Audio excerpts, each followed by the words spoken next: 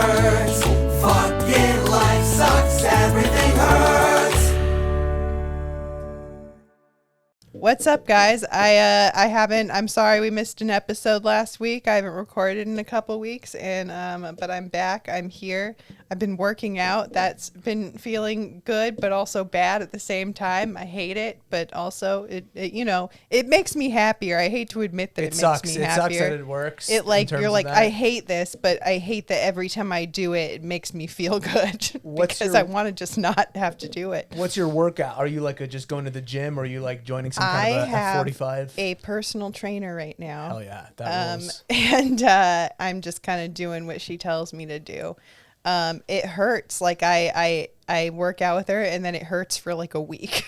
But you go to the gym though? I feel good. Yeah, I go to the gym. You work out on the green AstroTurf, like you think you're better than us now, probably. I do work out on the green AstroTurf. When I see people on that green AstroTurf at the gym, you're like they know what they're doing. I go, you're not fucking better than me. It's intimidating. That part is intimidating. Like it's intimidating to know like what to do with all the stuff, but because I have someone telling me what to do. That's cool. When you're out of shape, it's so embarrassing to get back into shape that you never do it. Yeah. Like I remember I was going to the Golds in Hollywood for a while, like 2-3 times a week, just lifting weights, trying to eat more, put on a little muscle, and then I saw I saw Leah Lamar there, who's like really in shape and really successful, and she just was looking at me like shocked that I was in the gym because there's like no evidence of any like buffness happening at all, and I just never went back. I just never wanted to fucking. I had a similar experience. Kevin Mack goes to my gym. Who is you don't want to see a hot guy like that? Fuck that.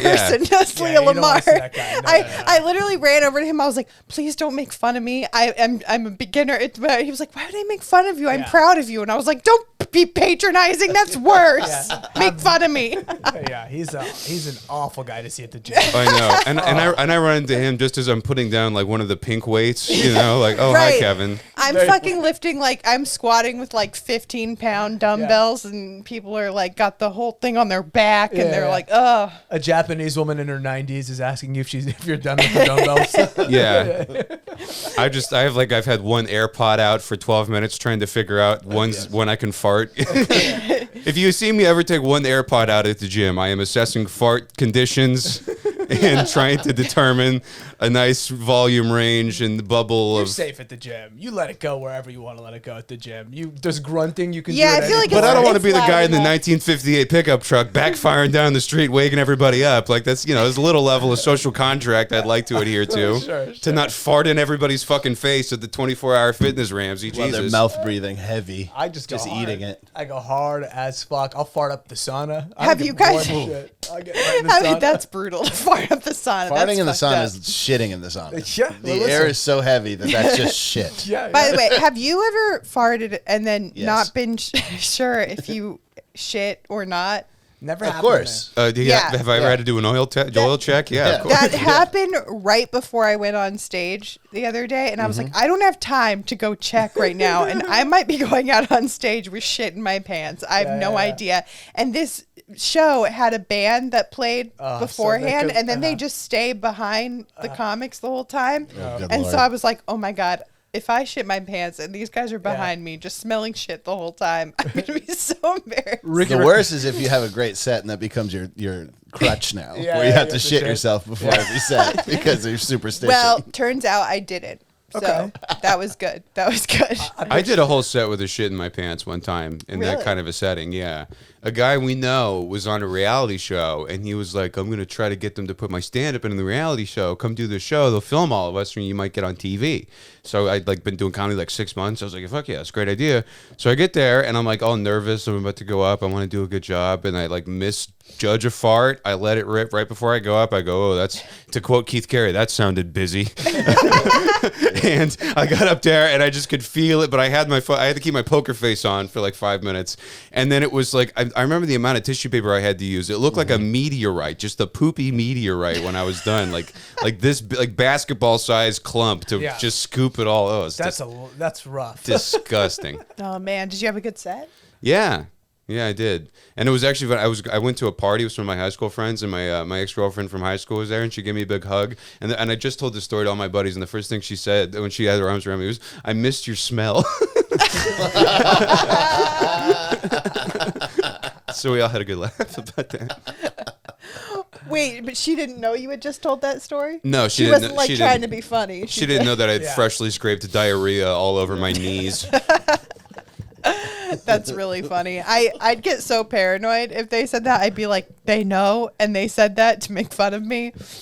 I was watching this like TikTok the other day where someone was like, these guys were at a table and the guy was like, I'm in love with my waitress, and they were like giggling every time she came over to the table because he thought she was so hot. And then like at the end, he like whatever was like, I waited till after she got off to work, and the whole time I was thinking, if I was this waitress, I would think they were making fun of me. Yeah. Like, even when they asked me out, I would think they were making fun of me. Because they'd been giggling the whole time? Yeah, Yeah. like Yeah. these guys Yeah. are trying to do some kind of Make-A-Wish TikTok. But but that's also just my self-esteem. Yeah, like yeah. that every time someone asked me out in like middle school or high school, I thought that they were joking. Like Yeah. that I was a joke. Nicole loves to look a gift horse in the mouth. Yeah. You know, like I'll be working like a writing job with her, and the boss would be like, Nicole, you're doing a great job. And she's like, what's your fucking angle? Pranking me. What do you want from I mean, me? did you see the email chain that happened? Nice tits. All right. Thanks, gay guy.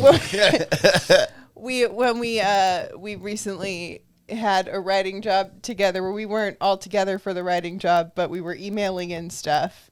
You were on it, I was on it, Keith was on it, and we all emailed in to Frank, the head writer or whatever, and I couldn't figure out why you were being so vague about this. Then I was like, oh, yeah, I remember. yeah, yeah. And then so I sent in jokes, and then he had sent me back some feedback, and then like the feedback started with these are really great, like blah, and then he like gave me some feedback on some of them, and I was like, oh my god, I'm so sorry, I'll do better, like I promise I'm gonna and he emailed back, yeah, I said you did a pretty good job, you missed that part, and like whatever. Anyway, it was this whole like embarrassing exchange where I was being very self-conscious, and then later on I'd made a suggestion that he then forwarded to everybody and was like, Nicole made this suggestion, I thought it was really great. Forwarded the entire email chain of me just being all self-conscious and being like, and then I was like, okay, maybe no one saw it, because who would like go back and read all the emails? And then one person texted me about it, and I was like, I was hoping that no one would go through the emails. He was like, I just wanted to see your jokes. And then I was talking to someone else about it. I was like, probably no one went through all the emails. He was like, I did, but Yeah, like I go through- everyone yeah, why saw wouldn't I you? go through all chains. my entire self-conscious exchange. That would be me 1,000%. I go through every chain. If somebody hits, my favorite is when you work with somebody who hits reply all unnecessarily. Like, I Yeah. love reading all that shit. Oh my god, I'm like, I gotta be, because I'm not super careful in work emails because I'm a comedy writer. Like, you don't have to be super careful in work emails, but then you don't really think about the fact that something could accidentally not go to the comedy writers and go to everybody. So Yeah. I should be more careful. I would say that you are wildly arrogant and displaying a lot of hubris that you don't have to be careful in work emails. Like, you so far have not had to be careful in work emails. I think. haven't. Well, I've been lucky in the rooms that I've been in that they've been people who don't give a shit. Yeah, just say guys. Yeah, I mean, like, but like old school, like old guys, like Yeah. old dudes who just don't give a fuck. But yeah, it was embarrassing. You know, have you guys ever had like an embarrassing thing sent out? Yeah.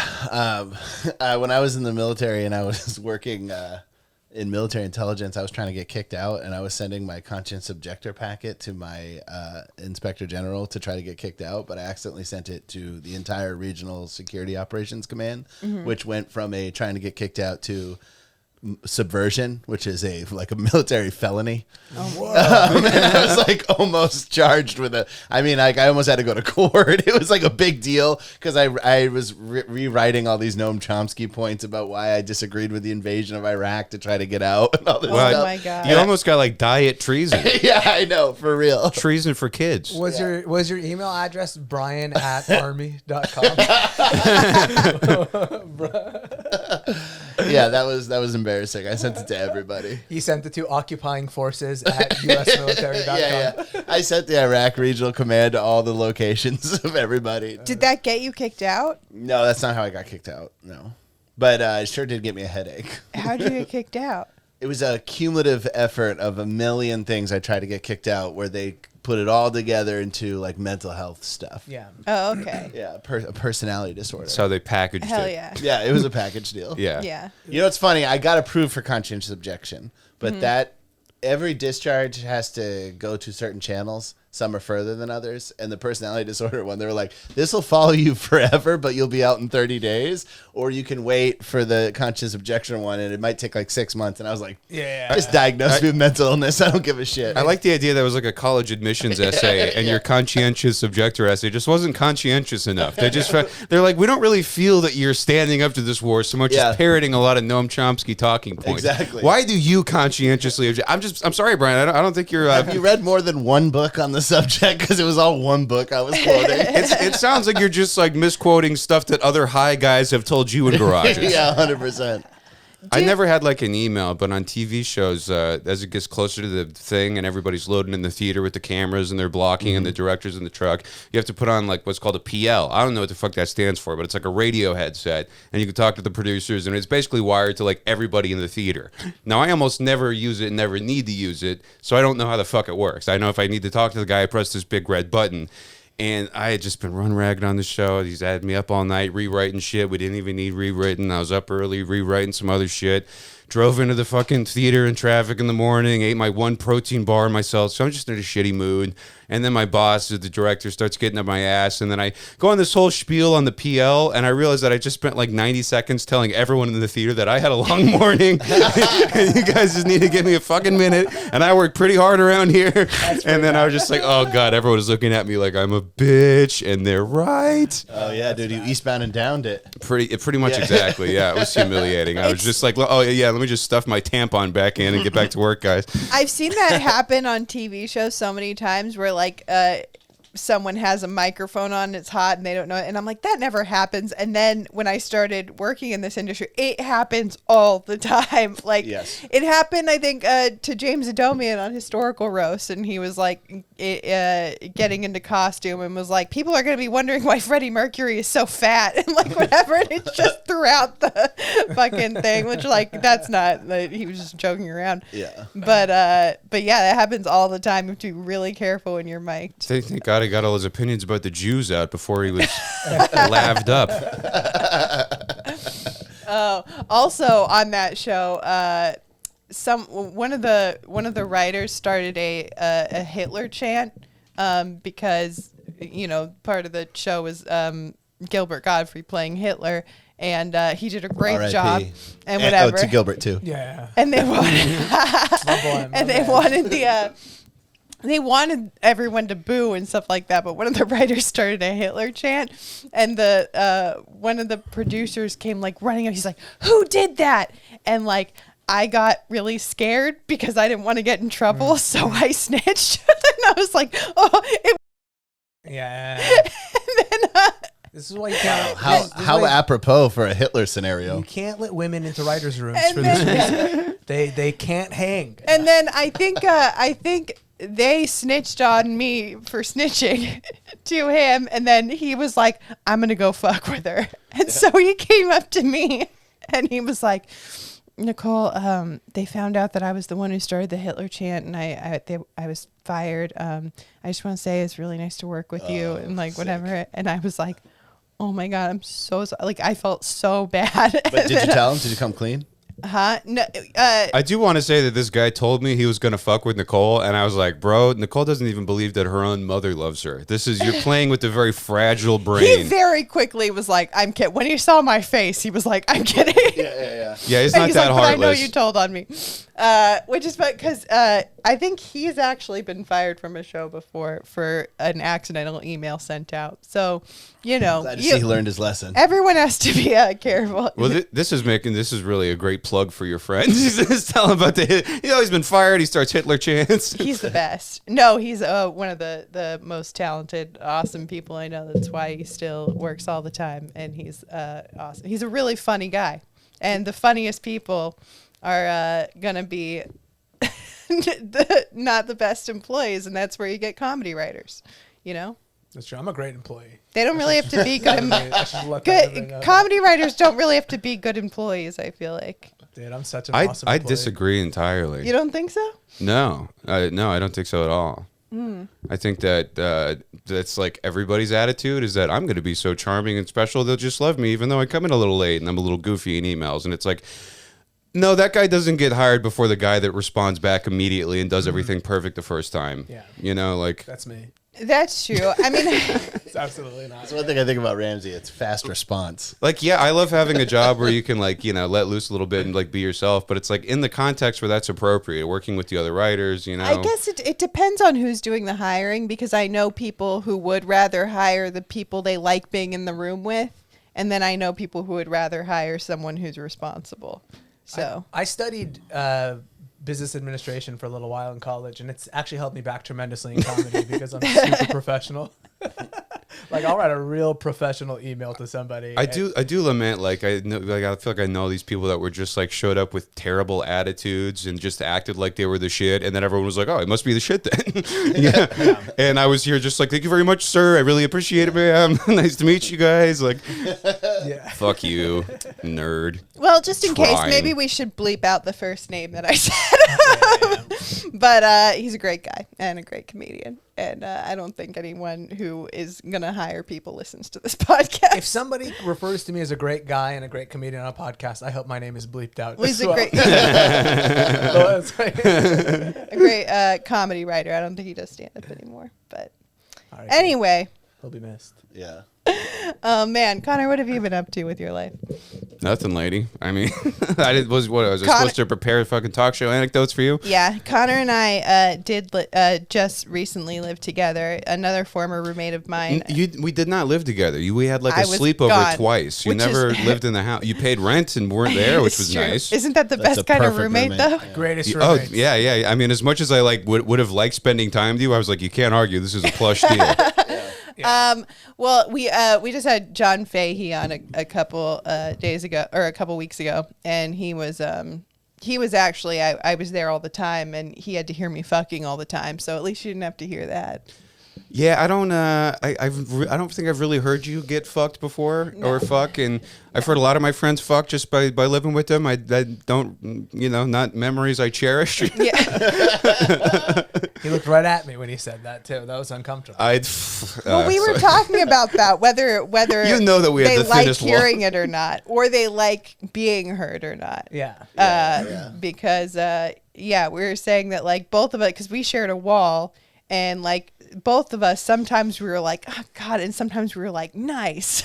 Like, so it just depended on It's the like mood. Ramsey was just talking earlier about he doesn't take his shirt off. It's really weird that I know what sound he makes when he comes, but not how his belly button looks. We shared walls. We shared a wall, the two of us, and you know I couldn't hear you through the wall, but if I had to get up and piss in the night, I'd be like, uh-oh. I feel about it. I'll tell you what. Are you loud? Are you loud when you come? It's happened. Yeah, he does it like Yosemite Sam. Do you yell a phrase? You yell a phrase? or- Allahu Akbar. I go pure Arabic. I come in Arabic. If you could do the uvulating, I mean, that would be really... I do that. Yeah, only yeah. you could do that. I was gonna do it, and then I was like, nope. Is that what you call it, uvulating? Is that the correct term? I don't. I'm not sure what you would use to describe it in English. All I know is my mother did it at my high school graduation, and I remember I talked to her. I was like, "Mom, seriously, please don't do it. Like, I understand it's a cultural thing."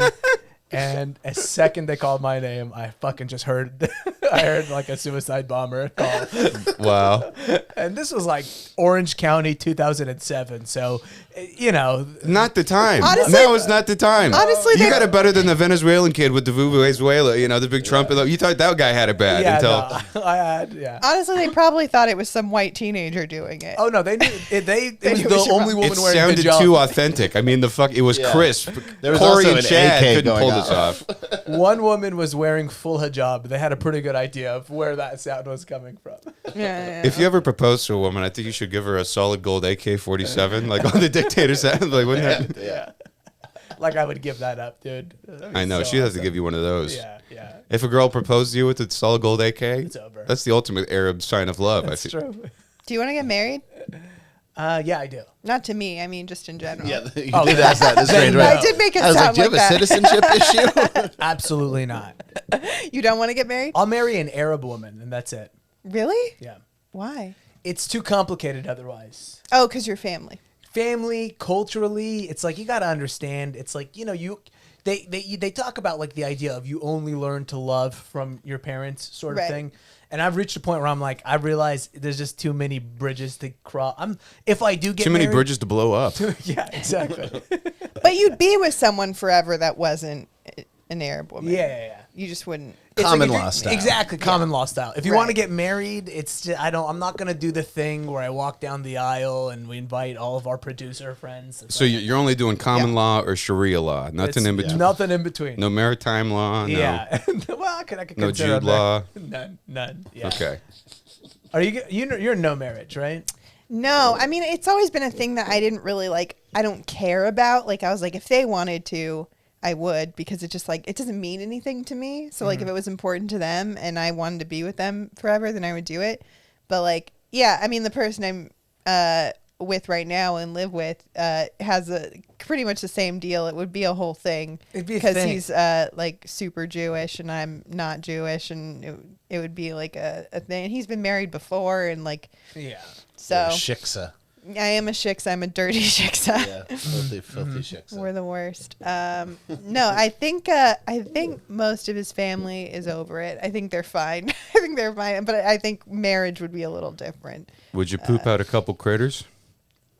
No. Okay. My grandfather So- just showed up to the podcast. It's Are you whittling?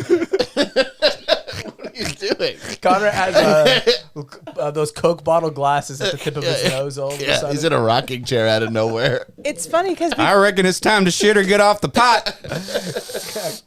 we've talked about this on here before, and I said no, but like my worst fear, I've been thinking about it a lot lately, that like my worst fear is that like eventually I will change my mind and be too old. Yeah, that'll happen. And it's like, I feel like it's already happened. what do you mean? I'm just kidding. Fuck you. There was a Yeah. lot of panic in her. I know. Yeah, don't Turns fuck out I with was right on accident. Don't fuck with Nicole about that specifically. Well, I mean, I thought you were saying I'm too old to have kids. Yeah, it not was. that I've That's changed what- my that's mind. exactly what I okay, was saying. Okay. Well, I haven't And I was changed my kidding. mind yet, but but I'm afraid that I will. I'm afraid that one day I'll be like, no, I really want kids, and then I won't be able to have them, and that'll just be And your Threesome and your eggs. pussy will just be like, and you can't go Freeze back. some eggs right now. What? Go freeze some eggs. That That's costs what like they do. $10,000. I mean, listen, Nicole, you got to be willing to. you got to use this make Jewish compromises. boyfriend for something. Yeah, I mean, you got to like, go. Like, listen, if I don't want kids now, but I think I might.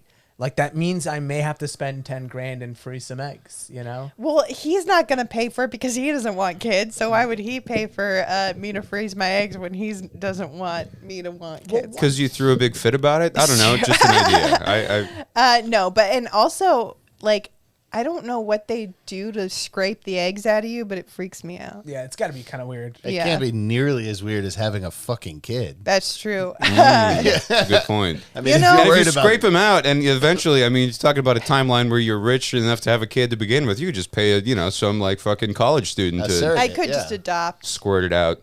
Yeah, Yeah. Or we're pretty close to robot children. Just have a little robot 'Cause kid. the I would- other yeah, that would be nice. the other more Oh, I forgot to charge him. Oh no. the other morbid thought that I have is like getting old, and then if I don't have kids, like who the fuck? Like I'm alone. Like Yeah. if No my one- full no one to family watch you dies, die. and then I'm just alone. Because no one's gonna watch you die. You'll be dying Yeah. alone. No you know one to people that be are dying sad alone. about it? You see them at Subway sandwiches telling a 15-minute story while they're getting their fucking turkey club made. Yeah. Yeah, I don't want to And be that guy. Before she stopped speaking to me, my daughter was in volleyball. Well, Yeah. There's an alternative, right? There's the alternative where you have the kids and they abandon you and That's you true. still die alone. Like dying alone is up to you. You know what I mean? They Like, get a weird blood disease and they die super young. yeah. Oh, yeah. I might be exactly. biased, Yeah. but I think quality, not quantity. I'm an only child, and I think it's honestly a great setup because like my family didn't have a lot of money, but pretty But lower one kid. middle class for the first 10, 15 years. But it's like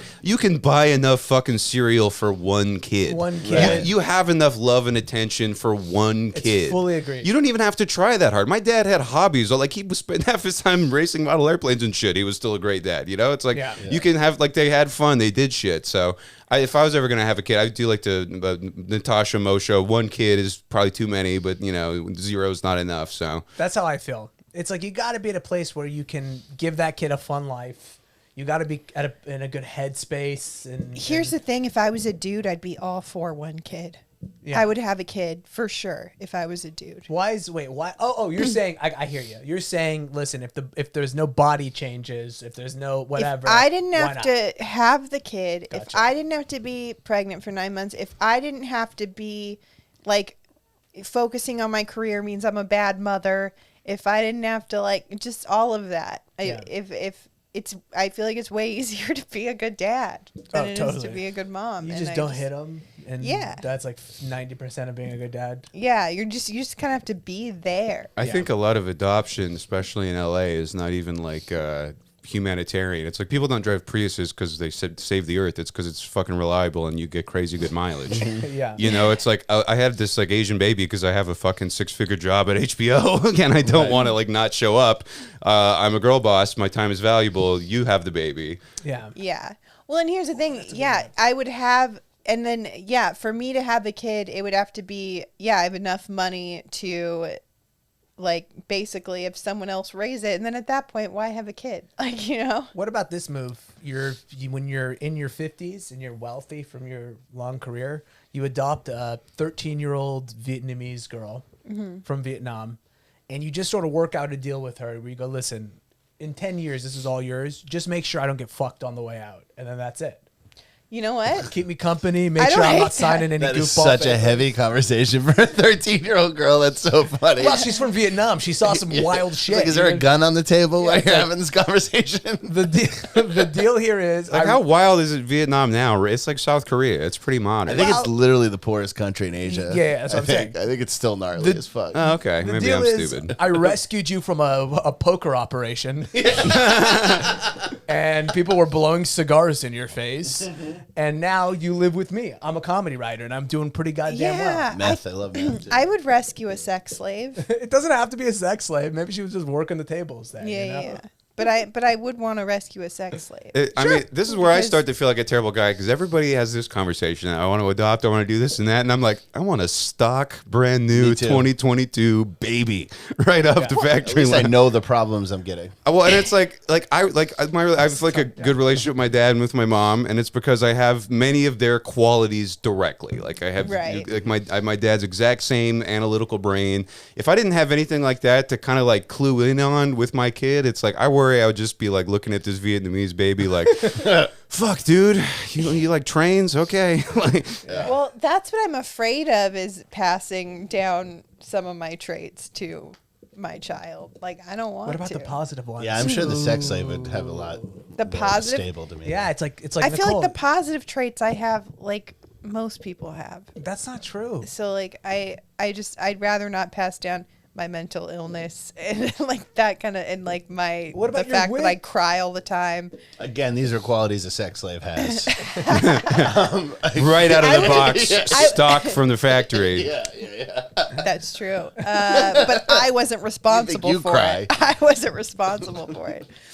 But and also I like the idea of adopting a 13-year-old because I love babies, but then once they're like 4, I hate them until they're like ever. But I would be able to, I feel like, deal with once they're a little older and they're more like you kind of get to bond with them. Yeah, like yeah. I love the mother-daughter bond that me and my mom have.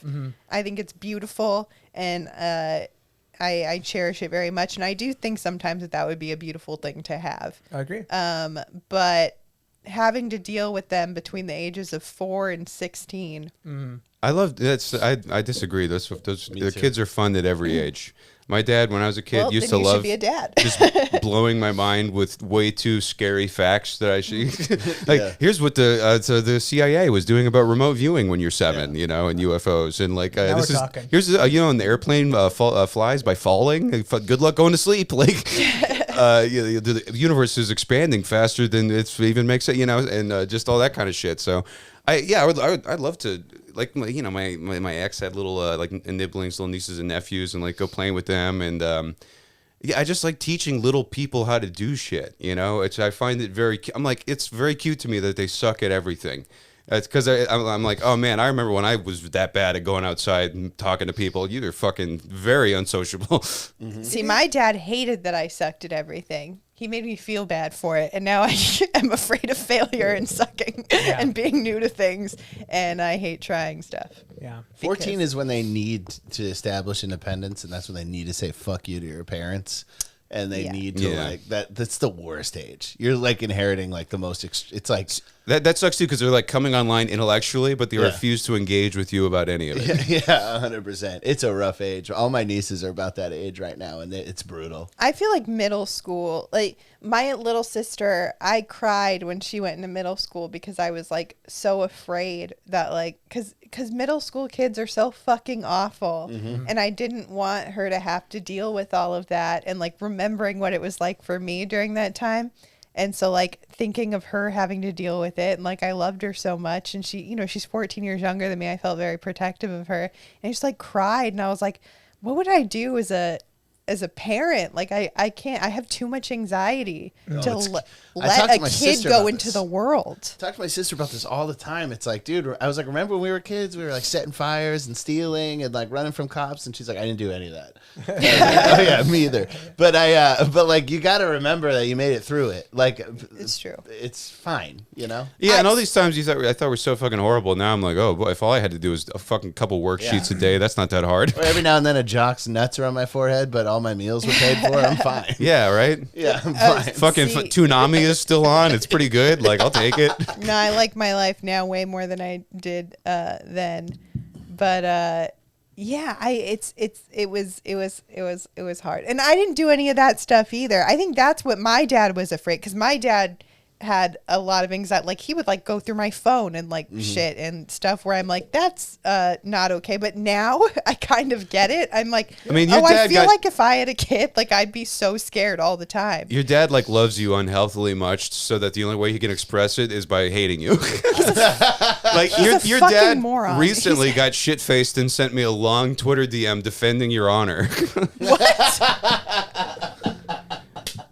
Yeah, it was from who? It was after I went to an event that you were at, where I'd like to note that we didn't get into a fight at all, and nothing happened. And then her dad was like, "Let me tell you one thing, con man, you've been fucked with the wrong girl." And that's very sweet. No, I fought with my dad at that because he told me that he was like, yeah, I met Connor and whatever. I was like, I think you've met him before, and he was like, I forget what he said, but he said something, and he was like, yeah, I talked to him. And I was like, what the fuck? What are you talking about? He's like, yeah, I talked to him and whatever. And I was like, don't talk to my friends, because he was like so wasted. He did talk to me. Yeah. He was so fucking wasted. And I was like, I went up to my mom, I was like, don't let him talk to my fucking friends. And I'm like, take him home. And he was like, look, Nicole, like, I just need to talk to the men in your life, because man to man, like, like what? And I'm like, I respect that. Don't I fuck with it. I like it.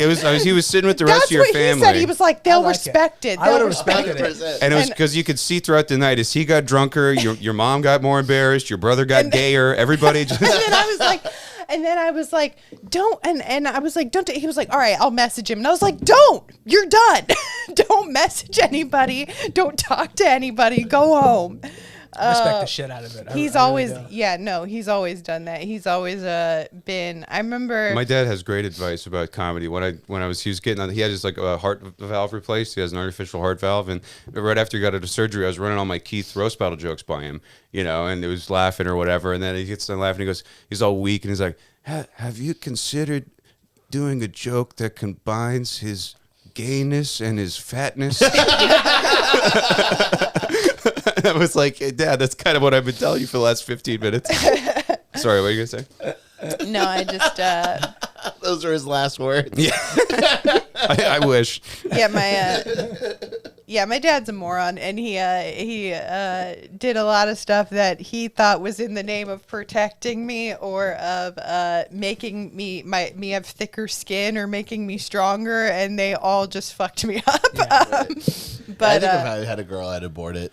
My dad used to honestly you'd wait to find out the gender and then abort it. You Is just this go, a dude or Well, hard work? there's a sweet spot right around 9 weeks. just when go you know, live in one of the places where that's acceptable. That's like what they do.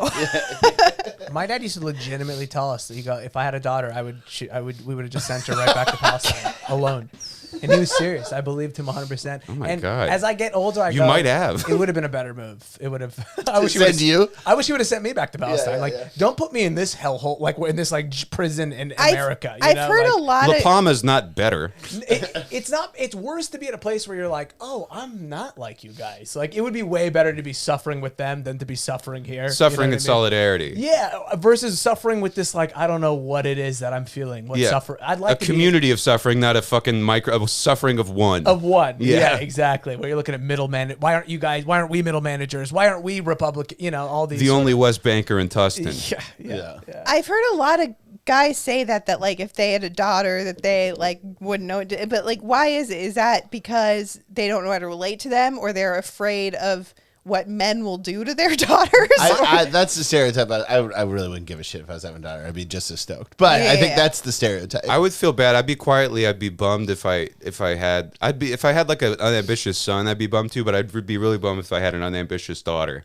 You know, that just was like didn't really want to do anything. Like just wanted to get an easy job or marry somebody. You know, like I would want to have some. You know, she's like, I'm gonna fly rockets or like some crazy shit. Like Other way around, man. If I see some ambition in my kid's eyes, I'm gonna be like, damn it, dude, it's gonna be a long life, son. just work at the DWP. Like if my please. kid had no interest in like light, it'd be tough to just like raise somebody like, oh, you just want to get high and play Fortnite, you know, like Yeah. which I feel like is probably what everybody is going to do, you know, for no matter like just culturally forever. Like that's what our society has turned into. Yep. Is what's the easiest way to get high and play Fortnite? Like what's the best kind of Doritos to eat while you're doing it? Like, What's the straightest line? like the like you know, how do I like burn out every dopamine receptor in my head at 80 miles an hour to the grave? You know what the big problem? I watched a documentary, and I'm curious what your thoughts on this would be, Nicole, especially considering the high school stuff. I watched a vaping documentary recently. I'm trying to get a little bit more in touch with some of the things that I It's a whole documentary about vaping. Well, kids now apparently in high school. This is a huge problem. The kids in high school, all of them vape. 90% of them vape, and they like knock out like a full Juul pod in a day. Maybe there is hope for this generation. But doesn't that kind of stress you out? Like the idea of like, dude, your kids are gonna be doing some weird ass drugs in the future, and like, It stresses me out thinking about where the fuck do you get $10 a day as a kid? I was like, I didn't. Oh, get you mean there'll be like new drugs that they'll be we like, don't even know we about? don't even know about these kids. Like, so it's like all the things that you think about are challenging about high school. It's like, dude, you're a grandma compared to what these kids are doing. My kid's gonna be addicted to holodeck porn, where he's in a virtual reality suit, you know, surrounded by That's Cuban true. BBWs. Problems that existed for our parents in high school are so much different. I mean, so much different than problems that existed for us in high school. Like, I feel like cyberbullying, like my parents, it was just like, yeah, they got thrown in a trash can or whatever the fuck they did in 80s movies. I don't know. But but when I was and they were metal trash cans too, none of this plastic shit. Real 80s. When I was a kid, they had stuff like there was this one, I think it was called Formspring, or is that a streaming service? Oh no, Formspring, is that the one where you would put the truth about you? There was like it was confessions. anonymous. Yeah, it was an anonymous thing that people could like say things or ask questions about you or whatever. And I remember making one, and people were mean. People were so mean, and like that's just rough when you're in middle school to get basically internet comments like and ones where people can be anonymous from other middle schoolers or from other high schoolers. It's gonna fuck you up. And that's stuff that our parents didn't even have to deal with. No idea, no conception of it. I mean, even now, it's like, dude, the world changed so much in the last 4 years, and it's just going to be exponential. It's like, my sad version of the Formspring is I remember I threw one up, and I got nothing from it. And I remember being like, interesting, nothing. Okay. There was a very similar thing called a truth box on MySpace, and people just write in an anonymous truth, but you could pay for like an upgrade where you can get a hint about who it was, and there was a couple that were like, I have a crush on you. So I paid for the hint, And I got it, and the person that sent this is 69 years old. And I was like, oh, someone's being hilarious. At least in my friends list, the only one that it was 69 years old was my ex-girlfriend, Jordan Sauceda. Oh. So I confronted her about this years later, and she just gave me the, I don't know.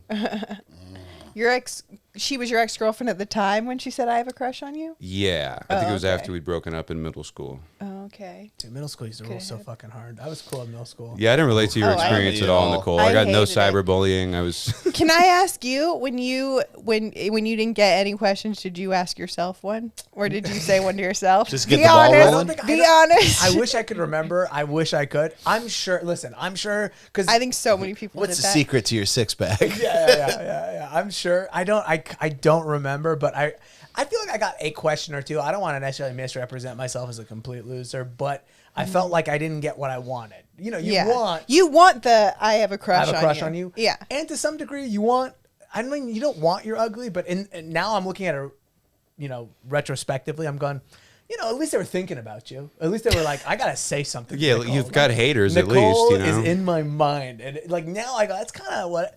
But just being like, yo, we don't even think about you. That's pretty painful. I mean, that's kind of like the, you know, now when I get internet comments that are mean, people are like, well, at least people care about your like content or whatever. Yeah. Like, so, You're and I'm like, engaging. well, I guess like that's Yeah. one side of it, Yeah. you know. I was invisible in junior high. I don't think anybody knew who I was. I was invisible in At high all. school. In junior high, I feel like for some reason I wasn't either. I got like bullied by girls. That's what they do. And a lot of guys actually had a crush on me in middle school. And I got bullied by the girls, even my friends. I got bullied by my girlfriends. And then I got into high school and I feel like I wasn't as cute. And so then I just became invisible. No one gave a shit about me. I was in choir. I just kind of like ate lunch in the choir room. I didn't get invited to my 10-year reunion because I don't think people remembered that I went there. So I don't know. I didn't get an invitation to my 10-year reunion. It's either, all on so I don't feel Facebook. bad. They Is do that it all on Facebook, yeah. I got nothing. Yeah, I didn't get invited. All my friends were like, yeah, did you guys get the invite? And I was like, no. No one knew who the fuck I was. I kicked so much ass in high school. It's crazy. You know what's funny about high school is I have this like self-deprecating memory of it where I was like, it sucked and everybody. And then I looked at my yearbook and it was stuffed with people writing things in there, and it was all nice and it was like different kinds of people, and I was like, oh, I'm lying to myself. Yeah, This was fine. Yeah. Yeah. Yeah.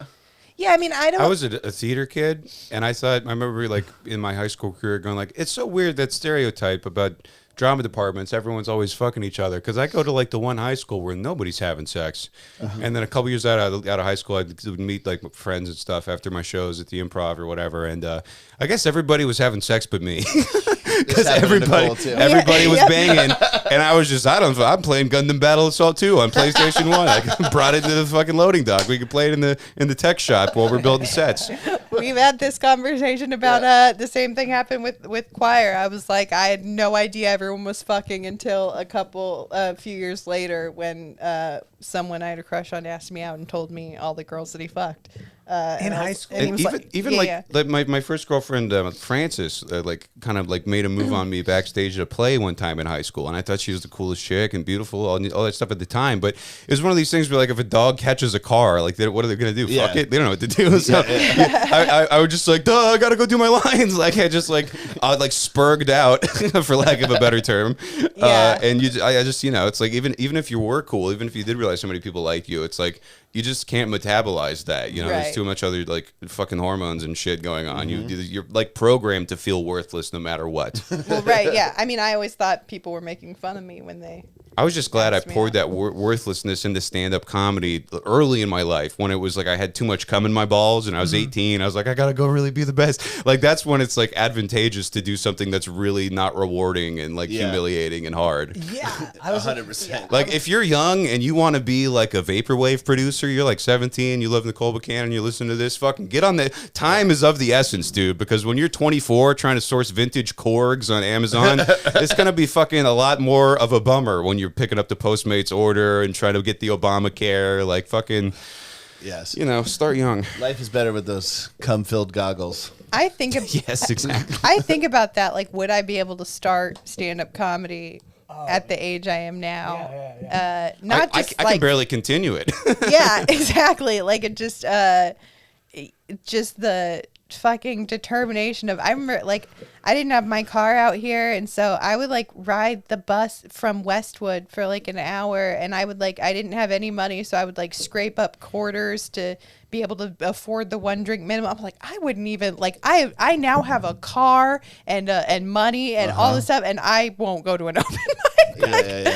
And but like it was, and sit for 3 hours to get 3 minutes, like doing that when I was 22, I didn't even think about it. I was like, yeah, this is the best. There's a naivety that is really quite admirable, and I think about that too, especially when in the context of like having a kid, is that I think about like how now, you know, when you're that age and you're going on the bus and you're doing whatever, you have a head full of ideas of what could happen. You're going, maybe like there'll be a producer there and he'll put me in a movie or something.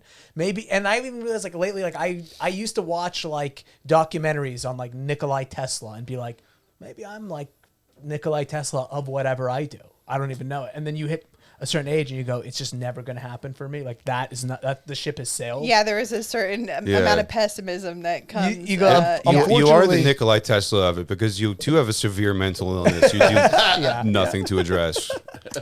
You're the Nikola Tesla. Your only friends are birds. They shit all over you. I noticed like these people that like when there's like events or whatever is happening, like I got invited to some like when the Netflix is a Joke festival was going on, I got invited to the party or whatever, and I didn't go. And my boyfriend was like, why don't you go? And I was like, because I don't belong there. People are going to be like, why the fuck is she here? And he's like, first of all, no one's thinking about you. No one cares.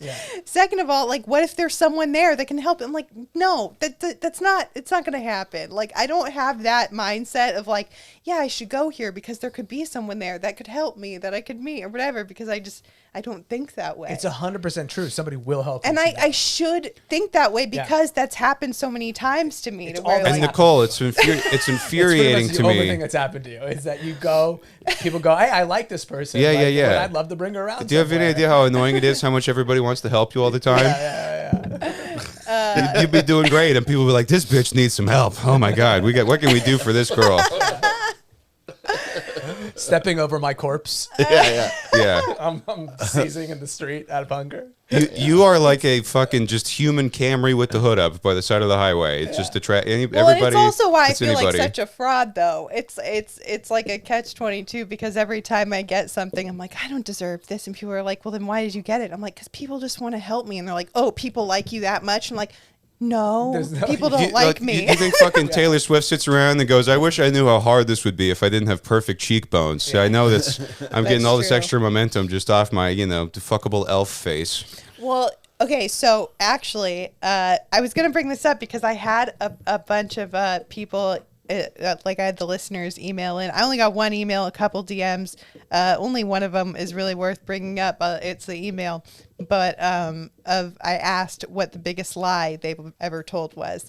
And I thought about that because I was telling my therapist about when I was in elementary school, and I was a huge liar.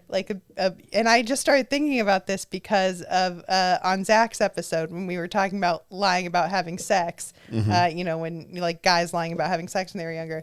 And I was like a huge liar in elementary school. And I remember there was a new student, and she didn't speak English. She only spoke Spanish, and I had told everybody that I could speak Spanish, and so I could communicate with her. Wow. How far did you go with this? Yeah. Wait, which episode of King of the Hill is this? That's a check. Yeah, that's a check you got to cash pretty quickly. Too far. Yeah. I feel so bad. You're on stage at the school assembly. What I did to this poor girl. Did you convince people that she didn't speak Spanish? Yeah. No, I went up and spoke gibberish to her. And then she would, damn.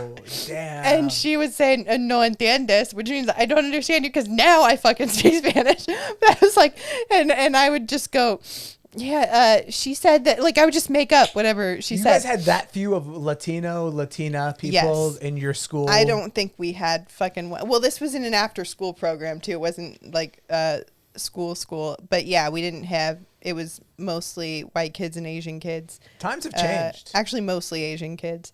But yeah, like I had convinced them until eventually, it probably took like a week until there was finally a staff member that spoke Spanish. And she pulled me aside because I think she realized, and she goes, because they asked me to ask her something about a movie. And then like I made up some answer. And then she was like, she pulled me aside. She didn't like embarrass me in front of everyone. She pulled me aside. She goes, hey, can you tell me how to say movie in Spanish? And I went, movete. And Bad guess. And she was like, mm-hmm. And then she just pats me and walks away. And then, like, I assume tells all the other staff, like, because the staff were asking me to communicate with her for them. Like, oh my God. It wasn't just. So your gibberish was that good. Well, good enough to fool like 38-year-old white bitches in Huntington Beach. So so more damning on your school, that was, to be honest. Yeah. I felt The so much educational shame system. from that, and so much shame that I'm still like, I feel like still from that time, like I'm a fraud. Like that is me. That's me in a nutshell. Since elementary school, I've been a fraud, and I'm still a fraud. Yeah. But this one girl, she emailed in when I asked what the biggest lie they ever told was. This one girl emailed in, and she said that the worst lie that she's ever told, the worst thing she's ever done is what she said, which I don't think is that bad. But she was dating a guy, like seriously dating a guy, and she told him that her job was that she did makeup for strippers, when really she was a full-blown sex worker. Okay. That's not that bad of a lie. I had a girlfriend lie to me about being a stripper, but she was a full-blown sex worker. Really? Yeah. I had a girl lie and say she got a job at Ralph's, but she was selling the used panties on Craigslist. Girlfriend who's a sex worker is that's a pretty egregious lie, but I guess it depends on what kind. She said full-blown sex worker, so she was probably having sex with that. She's like, I'm not that's doing a rough lie. Massages. That's a rough lie. I but I think it comes from, I don't know how long ago it was, but like, I feel like now there's less judgment around being a sex worker than there was like back then. It's probably hard to, it's probably hard to date when. Yeah, my mind immediately goes to like, do I fucking have some kind of disease now? You know? I think like if she used protection, it's like it is a damning lie emotionally. That's a terrible thing to lie to someone about on the level of being in a relationship. But it's not like really a consequential lie within a 99.998% fail rate if you just are, strapped up. Using protection is the big, that's the big difference, I think. If you use protection, then you're Maybe that's cheating, what the full-blown sex worker means. Yeah, you're full-blown. Naturally aspirated. Essentially, you're cheating, like whatever. I mean, not whatever. Cheating is, not a good thing to do to someone, but like it's low on it the, happens. nobody gives a fuck. You've never ditched a friend. Lots of people do it, but like I don't think it's that bad. But she seemed to feel really bad. She's like, that guy is now with someone else who deserves him, and like whoa, okay, everything's fine. She sounds a lot nicer than the one I was dealing with. No, I don't think this chick, if she's listening, I don't think she's going to hell or anything like that at all. I mean, I could totally get you're a sex worker, you got to make some money, you're insecure about this. Who knows how many people in your life you're even open about it with, and you lied yourself into a corner with this guy. You made a mistake, and then you're not going to do that again. So Yeah, I mean, I told a story on the last episode about how I lied about having sex with an older man, and had anyone followed up on that, he could have gone to jail. So it's just the baseline package you get with being a white woman in America. You get a lot of options on the you can pull that card if you really want to. I mean, and obviously I was a kid. I didn't know what the repercussions of that were. I just thought that I was trying to impress my friends. But yeah, it's we all have our lies that we've told. Yeah, I mean, if that's the worst thing you said, you're doing great. I'm a giant liar. I grew up, but my lies are a little bit different in that it's hard for me to go like gauging the biggest lie I ever told to anybody. I just grew up lying to my parents always about who I am and what I still lie to them. I mean, but I just you start to learn to lie to everybody. I'm more of like a expedient liar where I'm like, if something will get me through. Sorry. If something will get me through. I'm a Travelocity liar. Yeah. I'll lie. I feel like most people lie to their parents about who they are growing up. I had a different kind of thing though, because I grew up in like my parents to be a religious. Western person and to enjoy the things that the West enjoys. It's very different and weird. Like you guys remember Serial? Remember Adnan, the guy who killed his girlfriend? Probably. Do you remember that podcast? Never Baltimore listened to guy? it. Yeah, he was a Muslim guy, and there was all these lies in his story. Like, why would you do this? Why did you say that? I remember watching that and going like, I get it. I know exactly why he lied the way he lied. Like, but white people are like, it doesn't make sense. Let's do a full podcast about it. Like, how could he lie like that? It's like, I get it. I was out as a backyard wrestler to my parents growing up. You could have never done that. You were what? Out as a backyard wrestler. Oh no, without a doubt, exactly. Like it took me a long time to admit to my parents I wanted to pursue music. They're like, like that's like against our religion. Like, it's you know. Yeah. Yeah, they like caught me doing comedy after lying about it for like 6 months. I'd be like, I'm at Ryan's house. And they're like, well, come home in 10 minutes. And I'm like, well, I'm a half an hour away. Fuck. Oh, because you just didn't want your parents to know you were like at like adult situations. I just thought it was embarrassing. Like, oh God, my gay son wants to do comedy now too. Good, you know? If he wasn't, dressing weird enough and disappointing us in enough ways, he also wants to be a fucking clown. Good. Yeah. Well, with religion, I remember asking I was probably too honest with my parents, especially my mom. I was honest with my mom to the point where sometimes she's like, Nicole, I don't need to know that. But like, that's incredible to me. The idea that you're that open with her about some things. Well, first of all, my mom is like a very now especially because she almost feels like a friend at this point. I'm a 29-year-old woman, but she still doesn't want to hear everything. But I lied to my dad all the time as a kid because I had to, because he like had very strict rules for me that I didn't want to follow. But I remember asking my mom, like, would you be mad at me if I didn't believe in God? I was in like 6th grade. And I asked her if she'd be mad at me and she was like, no, like you can believe whatever you want to believe, and you might change your mind later and whatever. And I was like, okay, because I don't think it makes any sense. Whoa, and she was like, okay. My dad was mad about it, but like not really, because my dad, he'll do this thing. My dad's like a Trump supporter. He's like a whatever, and he'll be like, you need Jesus. And I'm like, Dad, you don't go to church. Like, what are you talking about? Like, sure. he's like, but I got it already. He has like the values of like a religious but really like a Trump. Conservative, but not like, he doesn't fucking go to church. Yeah, exactly. Like Trump. So it's weird. Cause when he's arguing some like conservative, like, point, and then he's like, oh, it's God's way. I'm like, it's God's way. What are you talking about? You've literally never, like, I think me and Mom went to church one time on Easter and you didn't even come. And like, God's way seems like he's at the end of the argument. He's like, I got nothing else after this. I've fired everything. I have one grenade in my fucking head. Yeah. My dad's like, if God was real, why would he put football on the same day as church? I like his dad's like a fun. Your dad only argues in bumper stickers. Exactly. Well, like you think about it. 20 years ago, we had Johnny Cash, Bob Hope, Steve Jobs. Ryan was raised by a Spencer's gift. Your dad's a save water, drink beer kind of guy. 100%. Yeah, I like save a horse, ride a cowboy. You know what Fiat stands for, don't you? But your parents are religious, though. No. But you were raised. I was super raised Catholic. religious, and we all left the church when I was confirmed in 7th grade. My dad stopped going before me, before the family, and my mom felt pressure from her parents to give us religion. Mm-hmm. And about 7th grade, right after I went through all the bullshit, getting confirmed and everything, she was like, let's stop doing this. Nobody went. So wasn't that you didn't like break off from your family? Your whole family was like, quit. fuck Beautiful. this. Yeah. We prayed for 10 years to give this boy a chin and nothing. So 100%. Yeah. we are out. That is so funny. Yeah. The fact that like it took your mom till adulthood. Yeah, we had a creepy priest, and then we had a criminal priest too. It was like there was too much obvious shit going on.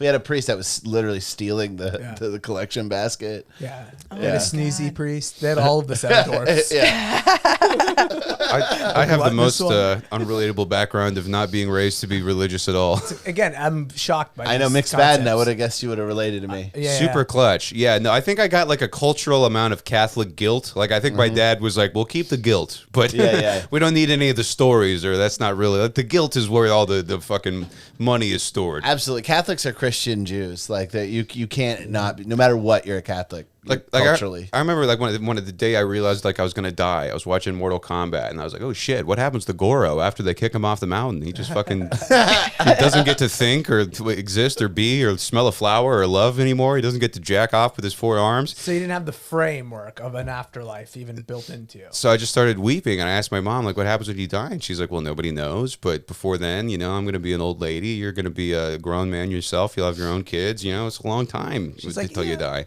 Assuming you don't She's get basically develop. like, don't worry about it. That's future. it's a- Us's problem. It was like more new. I'm probably not even really doing it No, justice. It was I more like It was that. beautiful. I like Yeah. that. Yeah. more nuanced than that even is. So she was just like, you know, some people they say they see a white light, you know, if they've been in a car accident, they get close to death, they say they feel connected, you know, and some cultures believe in heaven, but you know, really nobody knows, and there's no way to know. And I was like, Jesus, wow, actually, I'm ready to watch Mortal Kombat 2. I feel pretty good. No, but I'm feeling better, honestly. Thank you, Mom. I like that because like the way she's like you'll have so much happen before you even have to think about that is that I think for me a lot of times I am so worried about death and so worried about what's gonna happen that I don't enjoy what's happening. It's like I'm so focused on, oh my God, one day I'm gonna die. Something like I have like existential crises that I don't even think about the fact that like I'm living and that I'm supposed to enjoy my life. That's why I got this tattoo that says invincible, because it reminds me. I know I have a gay ass tattoo. Oh, that's what that says? It says I always invincible, wondered. I thought it said No. indivisible. I thought you were a huge fan of the pledge. No, I will tell Pledge of Allegiance. I will tell the dumbass story about my dumb indivisible. One nation on the other. Wow, Huge pledge. repping the pledge. You know what? What the fuck does your tattoo mean? It's just an olive branch. No, I'm not trashing your tattoo. I just thought if it said indivisible, it would be hilarious. Well, your father used to beat you with an olive branch, right? Which is a gesture of peace. Yeah. You know, it's a cool tattoo. I feel like it's There's no such thing. I'm covered in them. there really isn't. Well, any tattoo that has meaning is lame. The worst, yeah. It's I gonna always be tell lame. people that who are like, I'm going to get a tattoo. I'm like, make sure you just think it looks cool.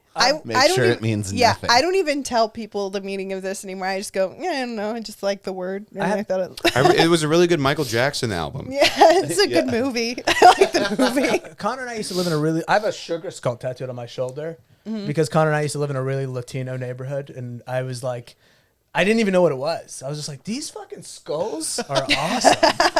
You have a Dia de los Muertos Yeah, it was, I straight up have a straight up, like if you saw the tattoo and nothing else about me, you'd be like, oh, he's Mexican. Like, It's a weird way to pick tattoos. I would love it if that was your whole deal. Then you had like the Corvette logo and Batman and just different images. I You didn't even Google it. you don't Like, know anything about it. I mean, that fucking rules, dude. I'm in. That's great. You'll never regret that tattoo. Nah, I was a Yeah. lot cooler back then.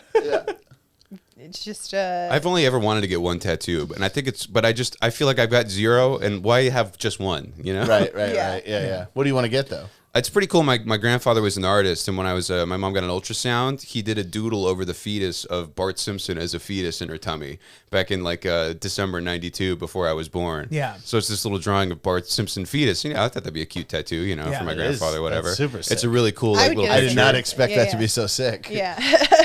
And I liked how it worked out. You know, I'm a comedian. It's kind of neat. You know? Yeah.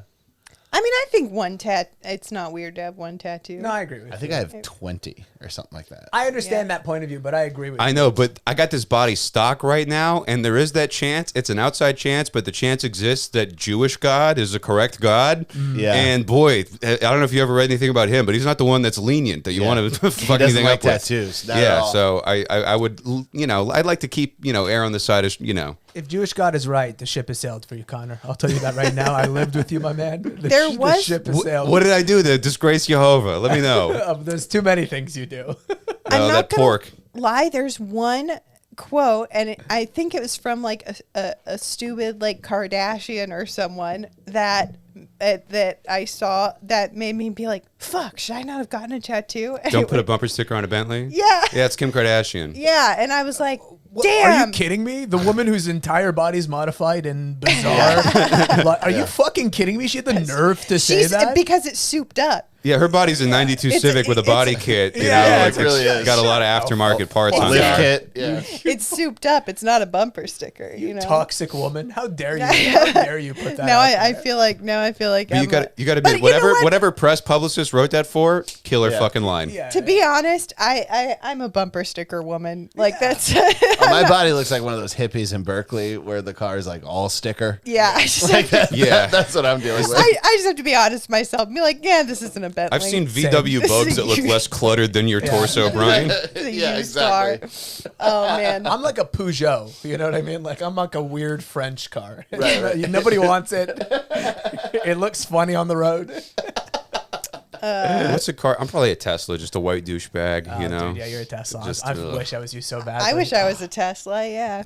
Model S or what if we started getting into it? This is what you don't get. It's like every time I go to like, you know, I don't go to Starbucks that much, but if I go use a Wi-Fi on the road or whatever, and I get a coffee, and they say, all right, what name? And I say Connor. Every single person looks at me like, of course it is. Like I knew that before you fucking said anything, Connor, you little bitch. I put extra half and half in it for it, so it's not too bitter for Connor.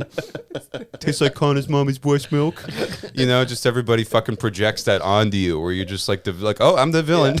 I like you having this whole argument in your head, and then you just shout at them, and they've not said anything to you at all. Yeah. They're just taking your order, and you're like, "Fuck you, you bitch."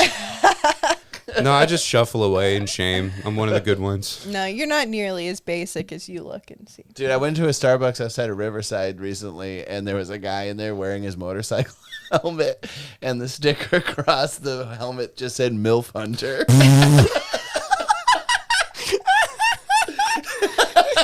Now, did the sticker, so much happier than I'll ever I know, dude. did the sticker clarify? Was it original MILF Hunter or the new one? Because the new one's a bitch. I don't know. I hate the new one. It's like Steve from Blue's Clues. Yeah, There's yeah. another guy after, like Yeah, Doug or exactly. something I that only just re- stinks. I only recognize one guy as the MILF Hunter, and that's it. Yeah. It's my sort of Sunni Shiite. If there was a sword in the stone that you had to lift to become the MILF Hunter, that motherfucker couldn't pick it up. Yeah. And he's no MILF Hunter of mine. Not my MILF Hunter. I want that on a t-shirt. Not my MILF I'm gonna Hunter. write a movie about him. The new MILF one Hunter? or the original one. Wait, is that an actual movie? No, it's like original porn. It's one of the OG porn sites. MILFHunter.com. This was like right when internet porn came out. Yeah. This is what like my neighbors would talk about, like Oh, this MILF is Hunter. interesting. This is maybe a too personal of a question, but I'm curious as a woman, when was your first experience with pornography? I think I've talked about this before, but I like how you think that might be too personal for Nicole. For the lawyers. I Put it out there. my parents, I don't think I don't know if they knew that I got this in my bedroom or whatever, because we had all the channels, and I mean all the channels, and so I'm just flipping through it at night. I was probably supposed to be asleep, and I was a child. I was not old, and like it was early on. I was probably See, this to me is white trash parent shit. If Yeah. your kid has a TV in their room, you're a fucking shitty parent. a TV and What the fuck do you think they're doing in there? They're watching Comedy Central and jacking off. yeah,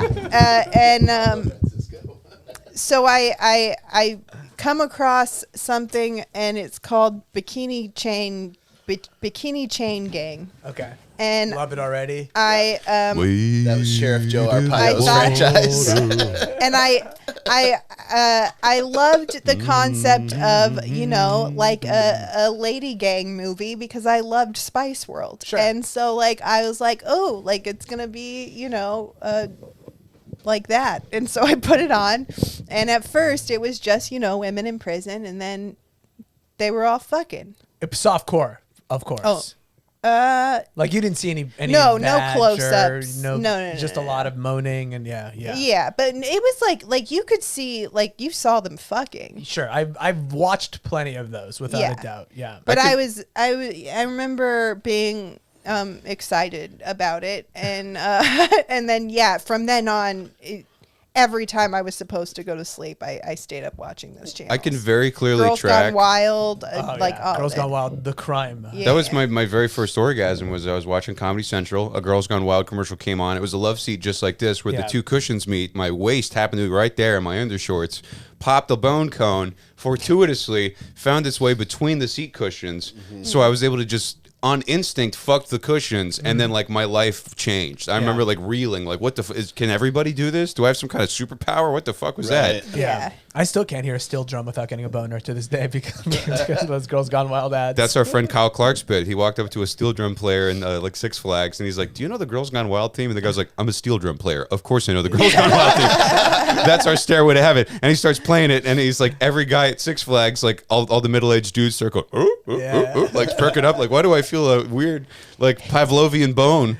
It's so funny. I think I told that story actually now that I'm remembering on the Kyle Clark episode, because now I'm remembering that story, and now I'm remembering. I'm doing other guest panel bits. Talking about now I'm talking doing a cover of Kyle's story. And I remember talking about Spice World and then Gary Glitter. I'm remembering all of this now. The first video porn I ever saw was called Austin Prowler.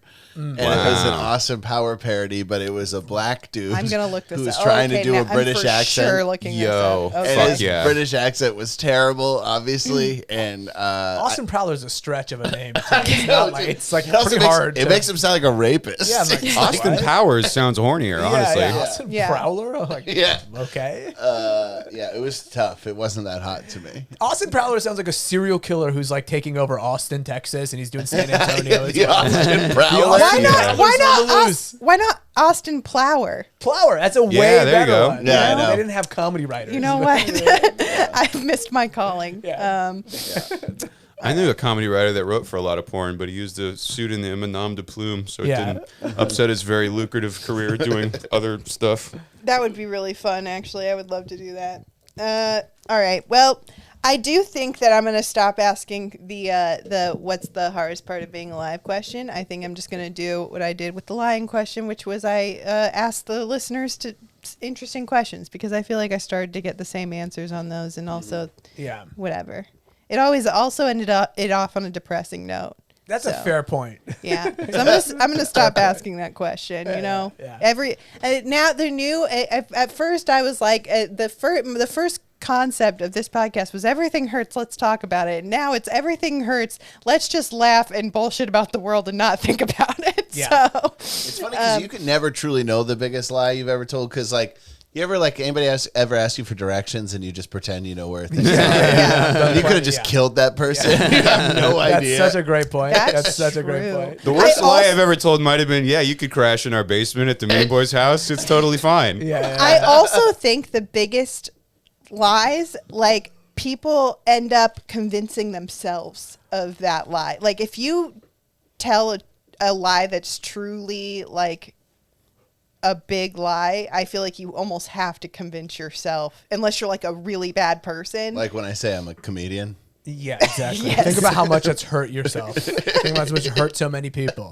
You're so right, though. That's the thing about lying, is that when you get really good at lying, it's like a weapon that you don't know how to use. You start using it on yourself because you're so good at lying that you're like now working on your own. I know people that I've caught in lies that I'm like, I'm not even mad at you, because I honestly think that you've convinced yourself that like it just, you know, it's a thing. And then also, like, I'm so jealous of these people.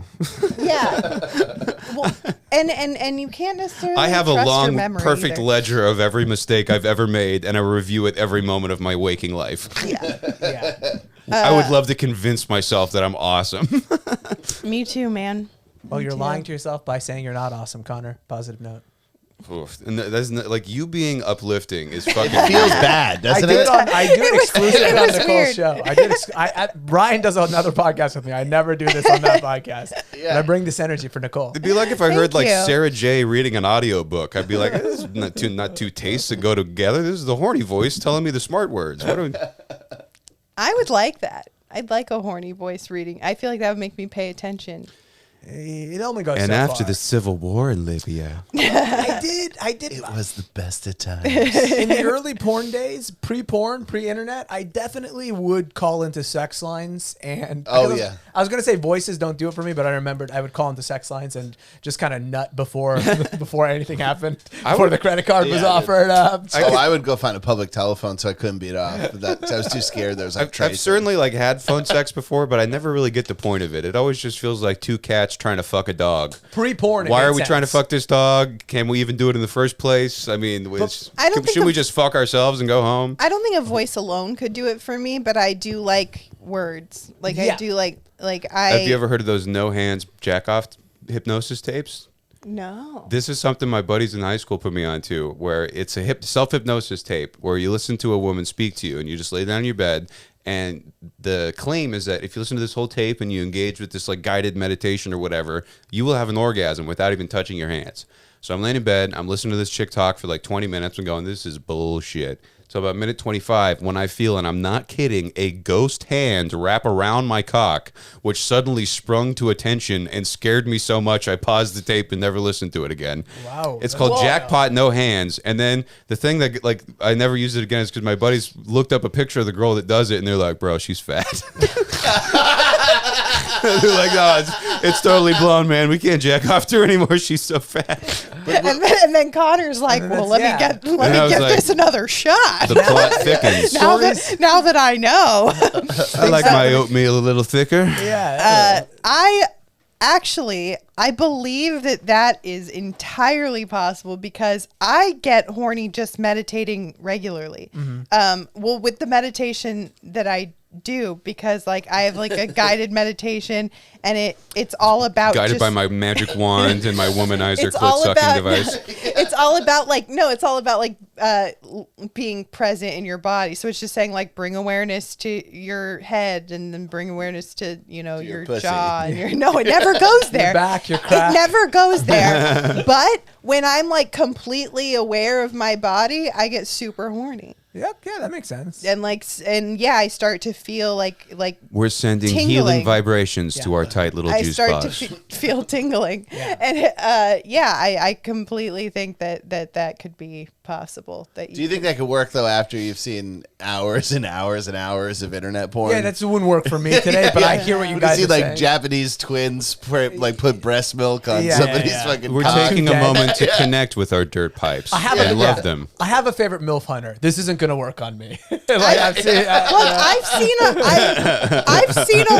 seen a lot of porn to the point where porn doesn't really turn me on as much anymore. No, it doesn't turn me on. I think that this actually does a better job of, but women are more mental when it comes to coming. Like 90% of coming for us is mental. You know what I read one time? A study that the number one factor, like of a man's physiology, that's correlated to whether a woman is going to come or not while how fucking the guy is shoulder width.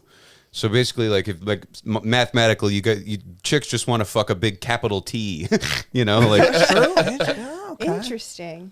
Get broader shoulders. Is what Yeah, you're saying. yeah. Wear shoulder pads. You're gonna get shoulder implants. I'm wearing a football player's regalia. Maybe that's why women want to fuck me. Because of your I have very broad shoulders. I would not say you have broad shoulders. They're broad enough. They're broad. I feel like so when I say I don't have tits, a lot of people are like, "Oh yeah, you don't, huh?" Because they assume that I have big tits because I feel like I have the shoulders and like the body to carry big tits. You've got the chassis for the big tits. Yeah. Like I've got the It's like the OC trucks. They're not hauling anything. I'll say if your body was a Zillow listing, they would say plenty of room for 2 additional ADUs in the back. Oh man, I'll say I wrote. Never mind. I'll say this off of the podcast. But thank you so much for being on the podcast, Connor. Thanks for having me, Nicole. You're welcome. Thank you for being on the podcast, Ramsey. No problem. I love you. What a guys. pleasure. We love you too. Thanks for having us. Okay. Bye, everybody. Everything hurts, everything hurts. Fucking life sucks, everything hurts.